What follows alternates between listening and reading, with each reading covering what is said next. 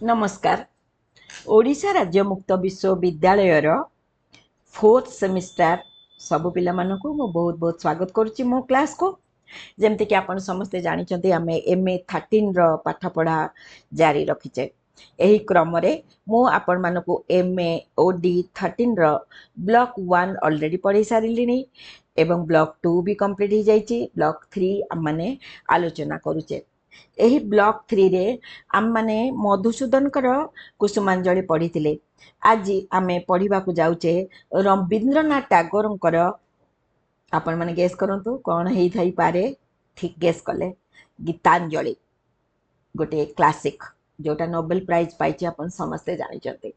आमे जो तुलनात्मक अध्ययन पढ़ुचे जमती कि आमे फकीरमोहन सेनापति छमाण आठ गुंड पढ़ी प्रेमचंद गोदान पढ़ी गोपीनाथ महाती परजा पढ़िले महेश्वता देवी अरण्यर अधिकार पढ़िले से कंपेरेटिव स्टडी आमे कले गोटे लेखकीय ताहार मानस चक्षुरे गोटे लेखक केमिति देखिपारे जनसाधारण दुख तांकर निष्पेषित जीवन एवं से प्रतिफलित करि पारे।